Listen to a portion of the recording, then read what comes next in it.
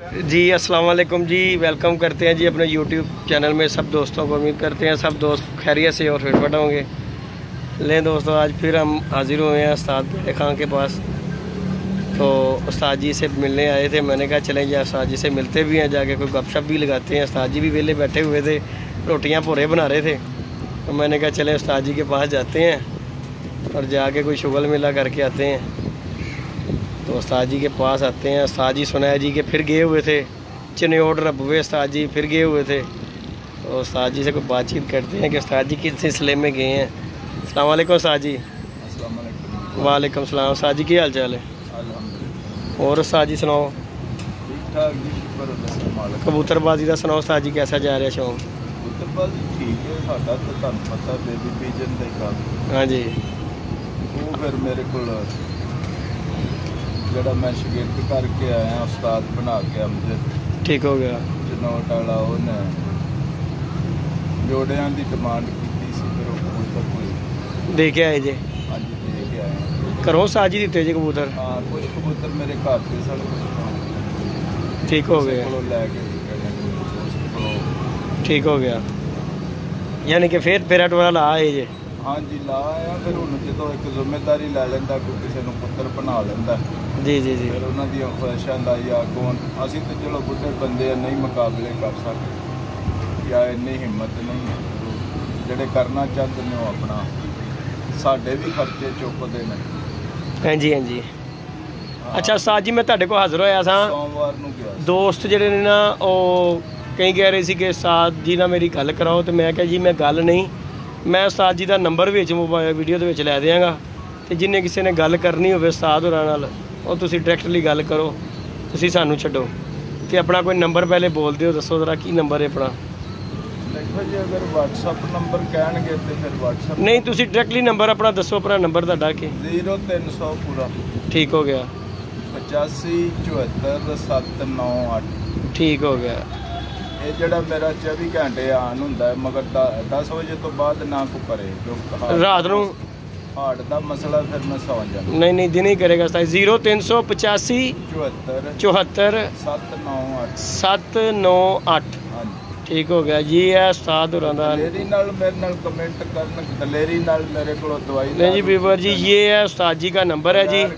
किसी भाई को कबूतरों के मतलब कोई बीमारी के मतलब किसी चीज़ से पूछना हो तो उस्ताद जी से रब्ता कर सकता है। उस्ताद जी का नंबर मैंने इसीलिए वीडियो में बता रहा हूँ। कबूतर की सिचुएशन दसना सी, बगैर कबूतर वेखण तो ही दवाई भी दसांगे, सब कुछ करांगे। मुकम्मल ज़ात अल्लाह ताला की साडी ते कोशिश है, सदका जारी है। अगर किसी ने है तो उस्ताद जी मोहब्बत बेशक है, तो बड़ी बड़ी तुसी गल कर। अच्छा उस्ताद जी, अज मैं एक चीज़ तुहाडे को पुछण आया उस्ताद जी। मैं हाज़र जनाब। उस्ताद जी, जिहड़ा कंडा हुंदा कबूतर दा, जी जी, ਇਹਦਾ ਕੀ फंक्शन हुंदा उस्ताद जी? कंडा कबूतर दा बहुत सारिया गल्लां ने कि कंडा दो कंडे वाले नूं नसौड़ा कहा जाता है। मतलब नसौड़ा उस्ताद जी? दो कंडे वाले नूं नसौड़ा कहा जाता है। उसका नक भी मोटा होंदा है, ठीक है, मगर वो भी 14 15 घंटे उड़ते हैं। कई कबूतरों का कंडा होंदा ही नहीं, वो भी खूब बुढ़े ने। ये सियालकोटी कबूतर अक्सर बाबू हसन नासी वाले दे, ठीक है, मौज पारे कह लो, कई का कंडा ही नहीं होंदा, ठीक है। ये पिछे ही सारिया गल्लां रह गई, क्योंकि कंडे वाले चक्कर जड़ा सी 14-15 पर का उदों है सी, हुण ते तकरीबन सारिਆਂ ਦੇ 12 पर हो गए ने। क्लोज दुम हो गई है, मगर दुम थोड़ी बहुती खुली भी होएगी तो वह पैराशूट का काम करता है। जंगी जहाज़ भी अगर बहरी बेड़े ते उतरना तो वह पैराशूट खुलता, क्योंकि उनकी ग्राउंड छोटी होंगी है। कारां दी रेसी कारां पिछे भी पैराशूट खोलते हैं, इस तरह कबूतर की दुम पैराशूट का काम करती है। आ जिहड़ी लोग आते हैं कि इंज दो पर दो उंगलों जिन्नी दुम चौड़ी, ठीक है। जिहड़ी गल वो F16 बनाते हैं, तो F16 का तो फिर तेज़ी सब को भाती है, जान इसी में जाती। आते ने बस अज एक फड़क लई तो अगे तो आर नूं कबूतरबाजी च पा लो। बाकी इस तरह के कबूतर है ने, ठीक है, मगर वो फिर छोटी मशक के कबूतर होंगे ने, प्रॉपर नहीं चलने वाले। नहीं वो फिर वो आते ने 4 दिन सानू होना तुसीं सांभ लो, हाँ बेड ते ही चले जाओ। यानी कि उस्ताद जी कुछ दौर ने वेंटिलेटर ते मरीज पिया ते कई उस्ताद जी दोस्त कहते ने एदा बड़ा फंक्शन है कंडे दा फंक्शन। अगर तुसी फिर मुर्गे वाले पासे चले जाओ तो मुर्गा उथों रोगन कट के वो अपने पर च लाउंदा है, मुर्गबाज नाल किसे नाल गुफ्तगू कर लो। किस तरह दीयां गल्लां ने। कंडे दा फंक्शन ये नहीं मैं आंदा कि नहीं हैगा, कंडे दा तुहानू फंक्शन दस दिता कि किसी दा कंडा ही नहीं हैगा। हाँ जी, दो कंडे वाले भी उड्डते रहे ने, मगर हुण आ गई जिद्दत वाले पासे। जिद्दत वाले पासे जिहदा कंडा अपने अपने उस्तादां दे लोग मनते भी नहीं पे। जिन्हें भी तुहाडे नाल सवाल किया बहुत अच्छा सवाल किया और वो बंदा कुछ ना कुछ जानता है। ठीक है, मगर मैं तो कहूँगा ना कि कंडे नूं लोग मनते ही नहीं पे। अगर पर नहीं है तो कंडा की करेगा, पर चंगे होणगे तो कंडा भी चलेगा। उस्ताद जी मैनू जिस बंदे ने यह सवाल किया जिहड़ा मैनू नॉलेज इस चीज़ की उन्हें दवाई है, मैं उन्होंने शाबाश भी दी है। तुहानू मैं हुण साफ वाजिया कर देना। ठीक है, पंजाबी च कोई ना लेडीज भी बेशक है। ठीक है, मैराथन रेस वाले या घोड़े ने दौड़ा वाले या कुत्ते ने शिकार वाले आया उन्होंने बटक्स या पिछों जो कुछ मैं कह रहा है हिप एडी वड्डी हिप वाला ना बंदा दौड़ सकता है। ठीक है, ते ना ही रेस कोरस वाले घोड़े ही एडे मोटे या भारे होंदे ने। ठीक है, मैं साफ कह रहा कि ये कबूतर शलिंग कर लेने, कंडा बिल्कुल उस तरह शलिंग हो जाता है जिवें कबूतर शलिंग होया, इस तरह कंडे भी शलिंग हो गए। ठीक हो गया, मैं उहदी गल नूं तस्लीम करना कि मोटा बंदा भज नहीं सकता ते ना ही मोटा कबूतर भज सकता है। हाँ जी, साडा बेशक घोड़ा मैदान में और कबूतर आसमान में। वो गल बड़ा जड़ा भी बंदा है बहुत नॉलेज और अच्छी सोच है उसकी।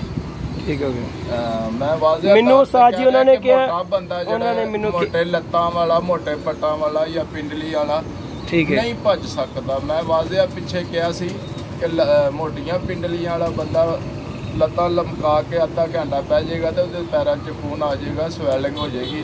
असी कबूतर नूं क्यों खुश्क नली मंगने आ कि 12-14 घंटे खुश्क नली वाला कबूतर अपने पैर पिछे ले जाता है। हाँ जी, तो जदों आंदे ने उहदे वील नहीं खुले, वील तो उहदे खुले ही नहीं।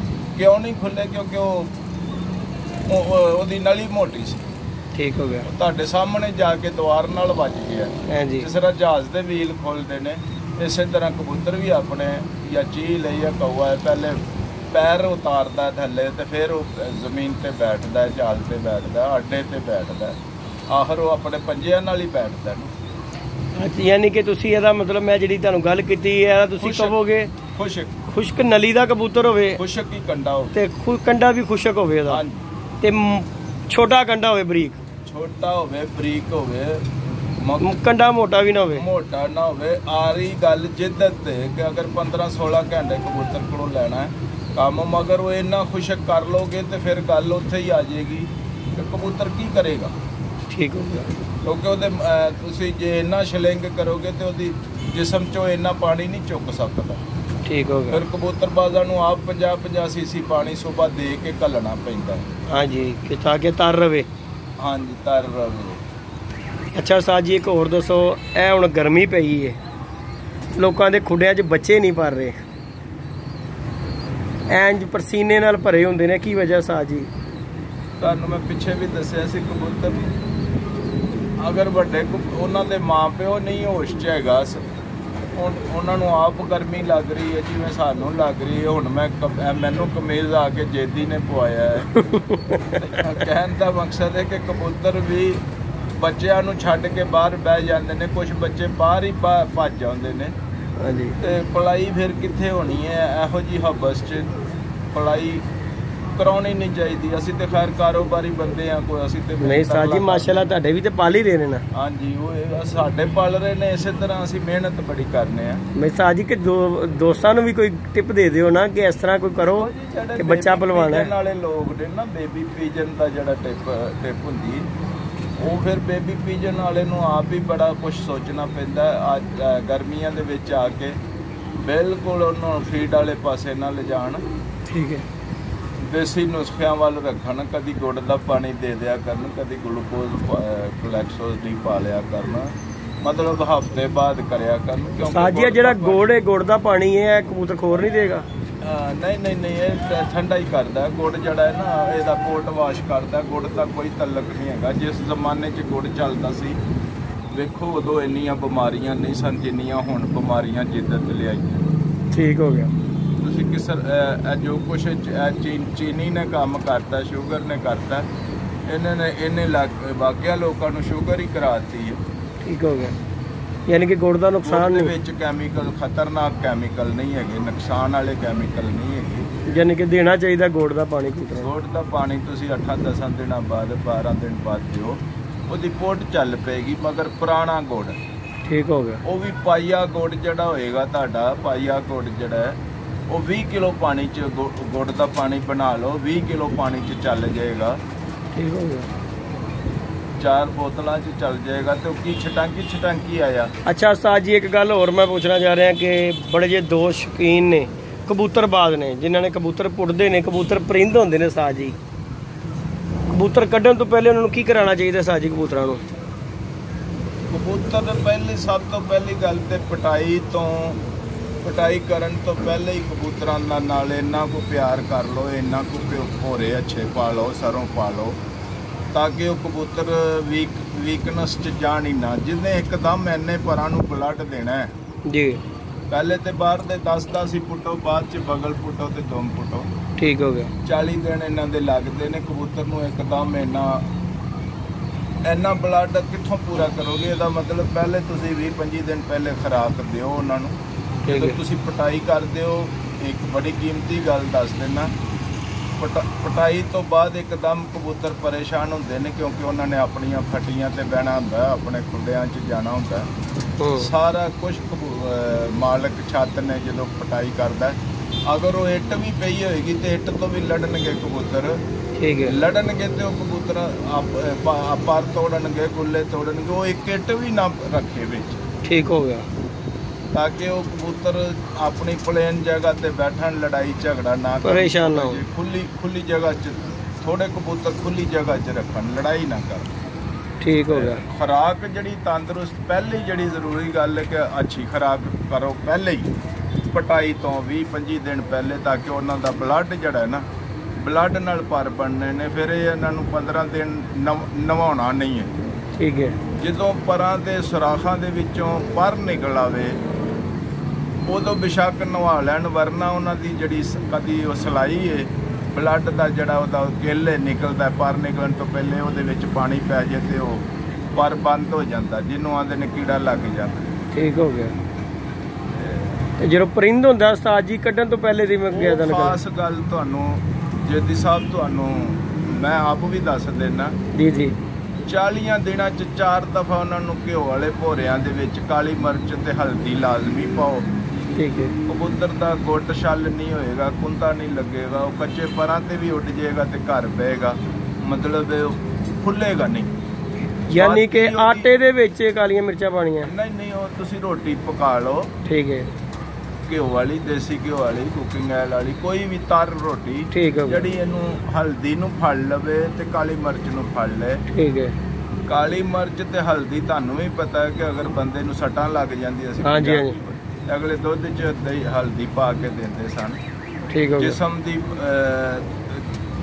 ਜਿਸਮ ਨੂੰ ਖੁਸ਼ਕ ਕਰਦਾ, ਜਿਸਮ 'ਚੋਂ ਦਰਦ ਕੱਢਦਾ ਹੈ। ਕਾਲੀ ਮਿਰਚ ਬਾਦੀ ਮਾਰਦੀ ਹੈ ਜੀ, ਉਹਦਾ ਕੁੰਦਾ ਨਹੀਂ ਲੱਗੇਗਾ।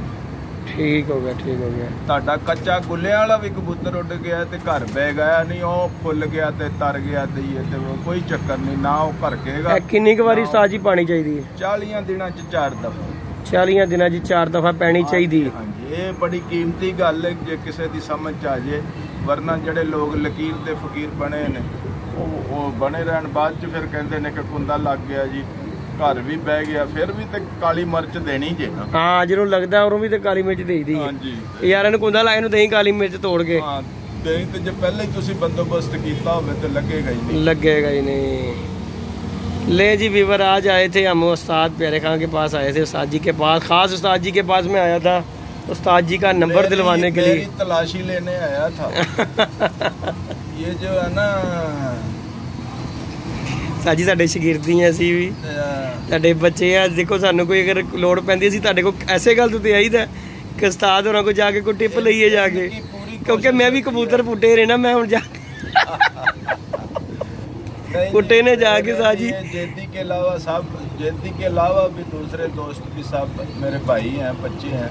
तो जैसे मेरे साथ कुछ चलता है, मैं सिर्फ ये है कि बस ऐसे स्माइल हो, मुस्कुराते हो, इस तरह आए और मुस्कुराते चले। बेशक बेशक है क्या है ये जेलसपन में कुछ नहीं, लड़ाई झगड़ा है तो हमारे कबूतरों का होना चाहिए, हमारा नहीं होना चाहिए। हाँ जी, आपको शौक कबूतरबाजी थे, कबूतर ना लड़ो। मेरी बाजियां उड़ी हैं, उन्होंने मुझे इतनी मोहब्बत दी है और मैं शर्मिंदा हुआ हूँ यार। मैं तो इनको अपना मुखालफ कहता हूँ।